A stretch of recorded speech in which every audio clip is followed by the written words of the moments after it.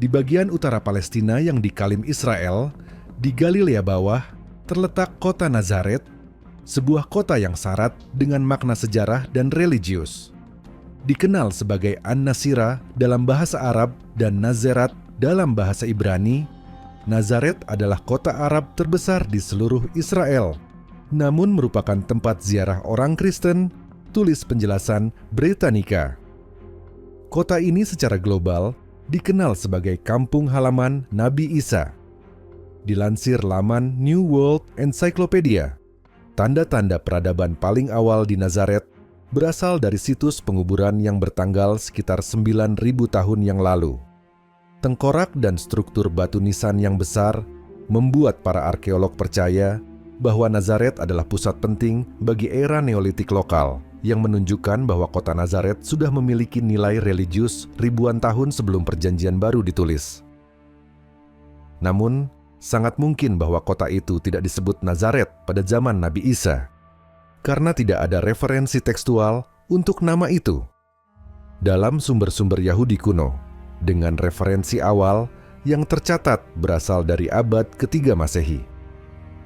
Meskipun asal-usul Nazaret masih misterius dan belum jelas, tidak butuh waktu lama bagi kota itu untuk menjadi situs ziarah Kristen yang penting dan dihormati.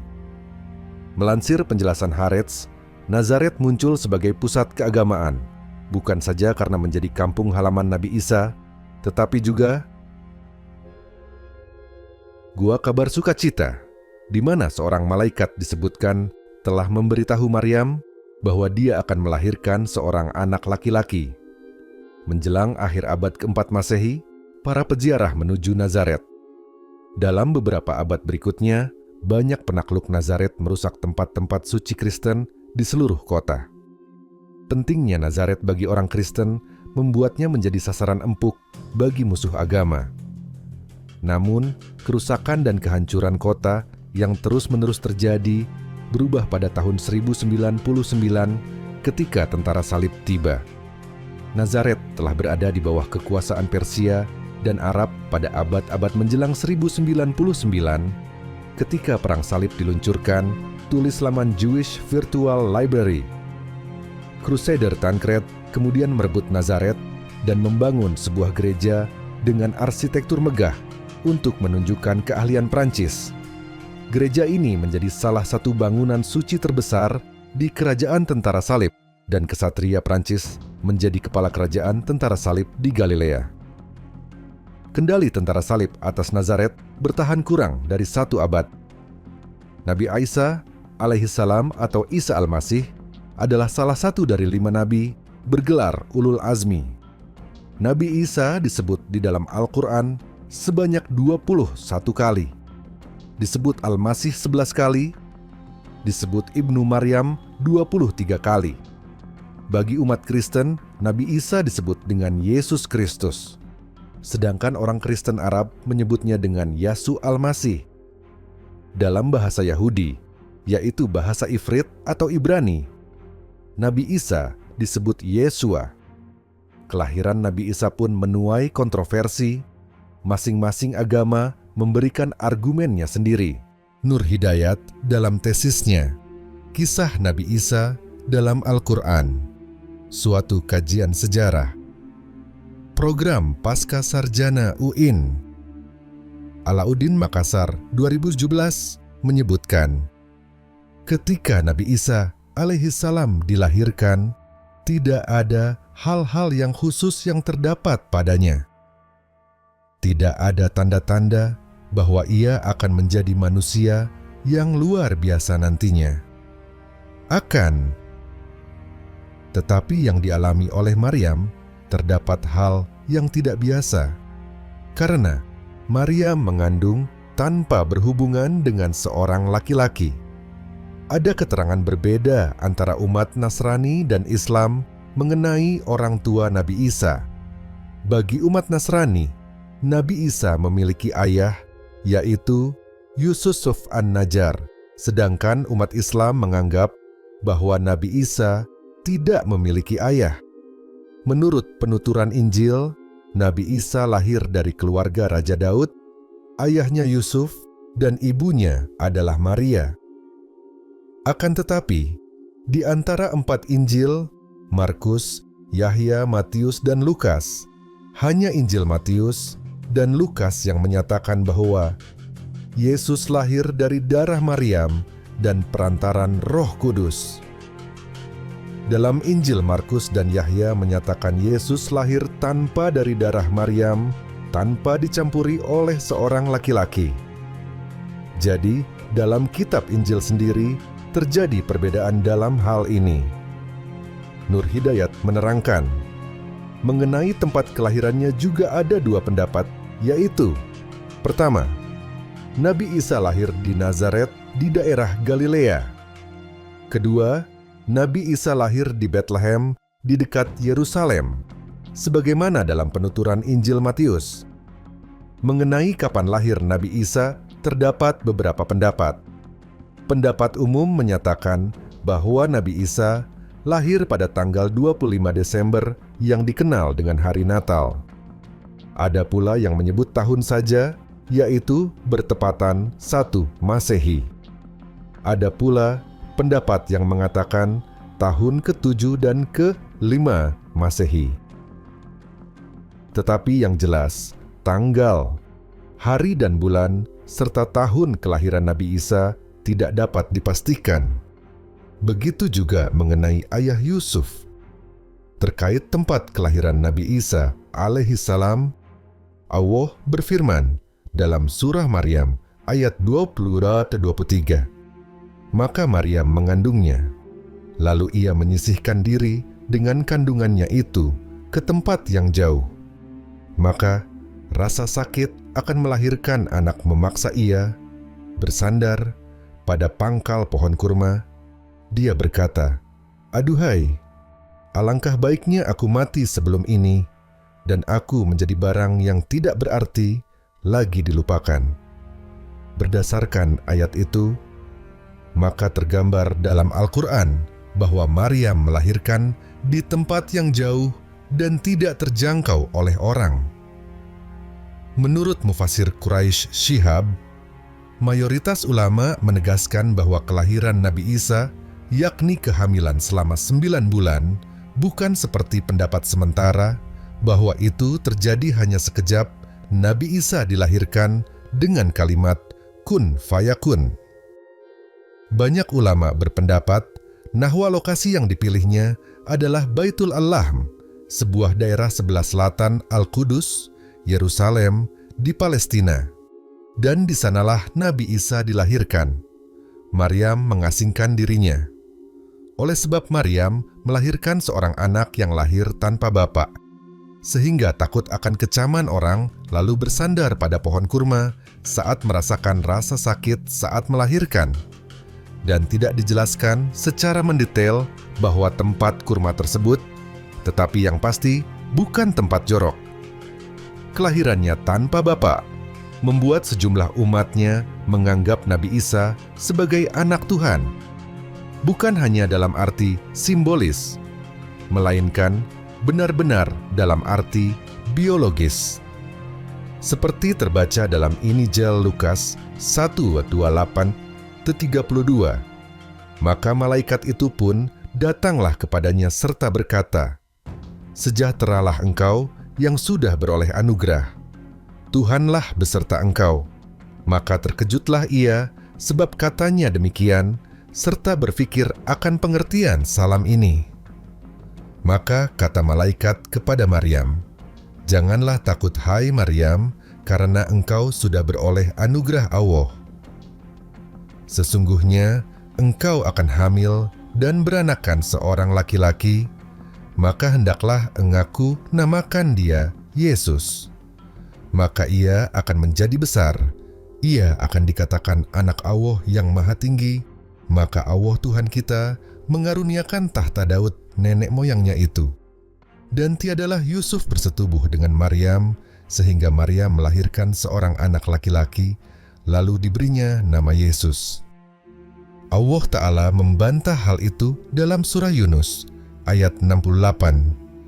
Allah berfirman, "Mereka, orang-orang Yahudi dan Nasrani, berkata, Allah mempunyai anak.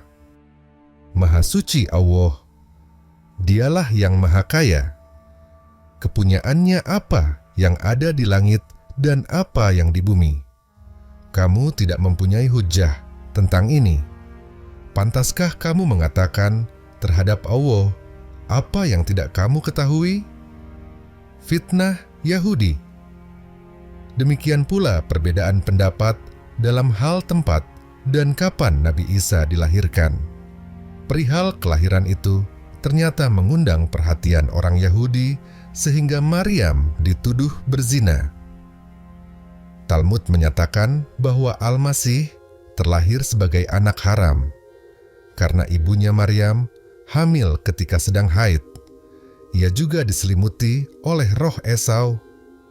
Berawal dari kelahiran inilah sehingga kemudian orang-orang memuliakan Nabi Isa, bahkan dianggap sebagai Tuhan oleh para pengikutnya di kemudian hari.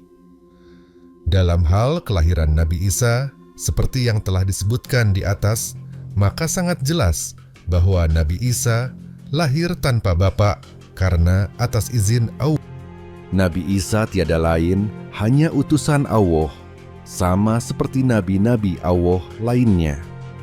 Misi Nabi Isa sebagai Rasul Allah, setiap nabi diutus oleh Allah Ta'ala, memiliki tujuan atau misi dalam berdakwah. Adapun misi dakwah seorang nabi sesuai dengan situasi dan kondisi umatnya. Nabi Isa adalah nabi yang melanjutkan risalah kenabian sebelumnya, yakni risalah Nabi Musa, sebagaimana terdapat dalam surah Asy-Syaff ayat 6.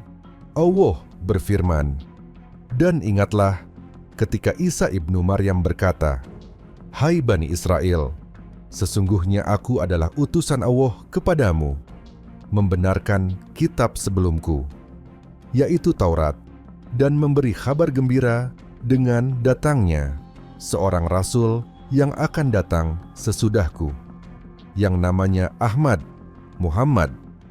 Maka tatkala rasul itu datang kepada mereka dengan membawa bukti-bukti yang nyata, mereka berkata, 'Ini adalah sihir yang nyata.' Sejak usia 6 tahun, Nabi Isa sudah memasuki perguruan Taurat. Ia memahami hukum Taurat lebih cepat dibandingkan dengan anak-anak seusianya. Pada usia 12 tahun, dia bertanya jawab soal Taurat dengan orang Yahudi yang jauh lebih tua, baik soal hukum sampai soal ketuhanan. Setelah Nabi Isa berusia 30 tahun, malaikat Jibril datang sebagai utusan Allah untuk mengangkat Isa menjadi Rasul Allah, menyambung pelajaran yang pernah diajarkan rasul-rasul sebelumnya dan memberi kabar kepada manusia tentang kedatangan seorang nabi, terakhir yakni Nabi Muhammad. Menurut keterangan Perjanjian Baru dalam kitab Injil, karangan Lukas 4:23, maka Yesus sendiri tatkala ia mulai mengajar, umurnya kira-kira 30 tahun, maka sangka orang ia itu anak Yusuf, anak Heli. Sumber lain mengatakan bahwa setelah berumur 30 tahun, saudara sepupu Yahya bin Zakaria diakui sebagai guru oleh ulama Yahudi. Yesus dimandikan, dibaptis, sebagai isyarat pengakuan bahwa ilmunya sudah cukup untuk mengajar. Oleh karena memandikan Yesus, maka Yahya diberi gelar Yahya Pembaptis, Yohane de Dooper. Dalam Al-Quran tidak dijelaskan kapan Nabi Isa diangkat menjadi nabi dan di mana tempatnya.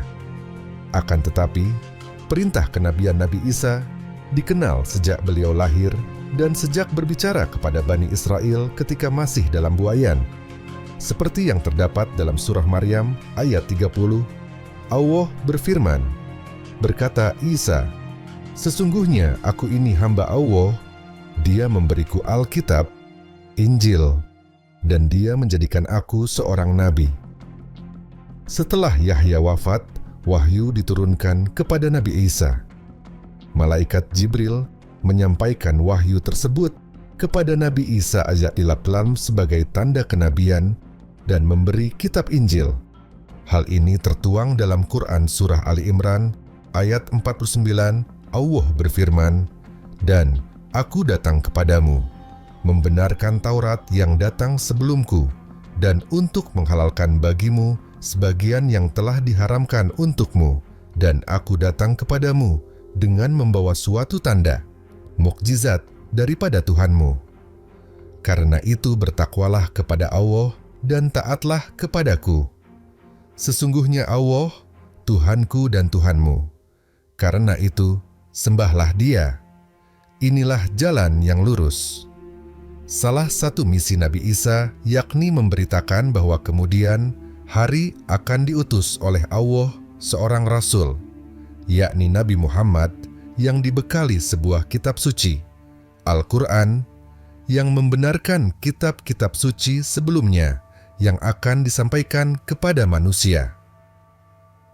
Dalam Quran Surah Asy-Syaff ayat 4, Allah berfirman, "Dan ingatlah ketika Isa ibnu Maryam berkata, 'Hai Bani Israel, sesungguhnya aku adalah utusan Allah kepadamu, membenarkan kitab sebelumku, yaitu Taurat, dan memberi kabar gembira dengan datangnya seorang rasul yang akan datang sesudahku, yang namanya Ahmad, Muhammad.'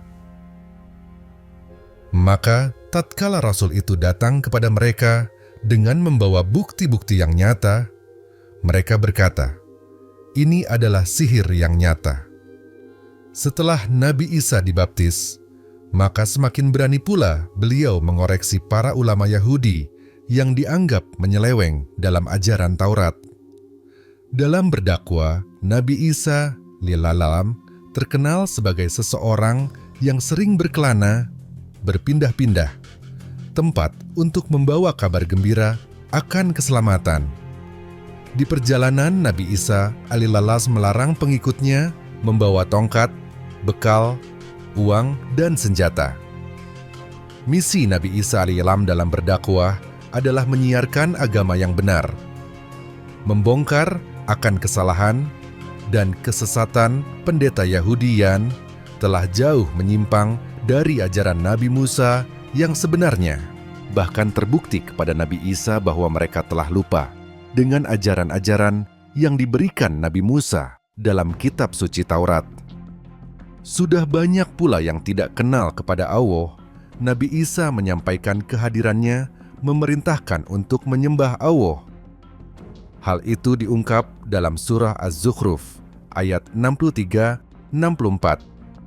Allah berfirman, "Dan tatkala Isa datang membawa keterangan, dia berkata, 'Sesungguhnya aku datang kepadamu dengan membawa hikmat 10, dan untuk menjelaskan kepadamu sebagian dari apa yang kamu berselisih tentangnya. Maka bertakwalah kepada Allah dan taatlah kepadaku. Sesungguhnya Allah, Dialah Tuhanku dan Tuhan kamu. Maka sembahlah Dia. Ini adalah jalan yang lurus.'" Benturan ajaran Nabi Isa dengan kesombongan bangsa Israel. 1. Yang ditolak oleh Nabi Isa adalah pemberontakan melawan Roma. Beliau pernah menyampaikan sabdanya yang terkenal, "Berikanlah kepada Kaisar dan berikan kepada Allah apa yang menjadi hak Allah." Artinya, bangsa Israel harus bersabar karena keselamatan belum saatnya datang. 2. Nabi Isa berkata, "Kerajaan Allah akan dicabut dari kalian dan akan diberikan kepada bangsa lain." Artinya Allah telah menetapkan bahwa bangsa Israel tidak ada lagi setelah itu.